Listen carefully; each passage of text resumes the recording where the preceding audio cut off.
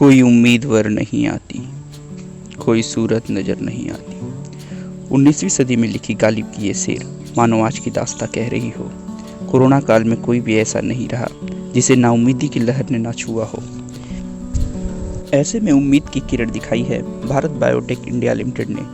Central drugs standard control organization ने Bharat Biotech India limited को human clinical trial करने की अनुमति दे दी है।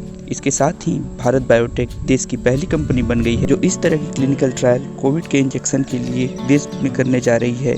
यह वैक्सीन पूरी तरह से स्वदेशी है और इसे भारत बायोटेक इंडिया लिमिटेड ने ICMR और national institute of virology Pune के साथ मिलकर तैयार किया है।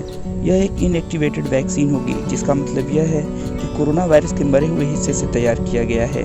नेशनल इंस्टीट्यूट ऑफ वायरोलॉजी ने मई के महीने में एक एसिम्टोमेटिक मरीज से लिए गए कोरोना वायरस के छोटे से हिस्से को भारत बायोटेक को दिया था, जिससे वैक्सीन का काम कंपनी ने अपने हैदराबाद के कंटेनमेंट फैसिलिटी सेंटर पर कर रही थी। इनएक्टिवेटेड वैक्सीन मरीज के शरीर में वायरस को छोड़ती है, लेकिन एक डेड वायरस होने के कारण यह शरीर में विस्तार नहीं कर पाता और ना ही मरीज को बीमार कर पाता है।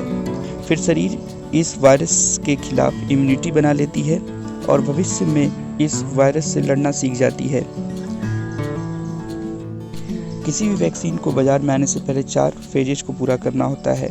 पहला होता है प्री क्लिनिकल स्टेज या फेज 0। फेज 0 में वैक्सीन को जानवरों पर टेस्ट किया जाता है। उसके सफलतापूर्वक टेस्ट के बाद ही इसकी ह्यूमन क्लिनिकल ट्रायल की अनुमति मिलती है। पहला ट्रायल होता है फेज 1।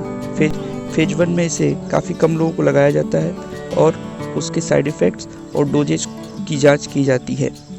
वहीं सेकेंड फेज में इसे 100 से ज़्यादा लोगों के समूह को लगाया जाता है और स्टडी की जाती है। इसके बाद आता है फेज 3। फेज 3 में इसे 1000 से अधिक लोगों पर लगाया जाता है और स्टडी की जाती है। इन सभी 4 फेजेस के पूरा होने के बाद ही वैक्सीन बाजार में आ पाती है। एक फेज और होता है जिसे फेज 4 कहते हैं।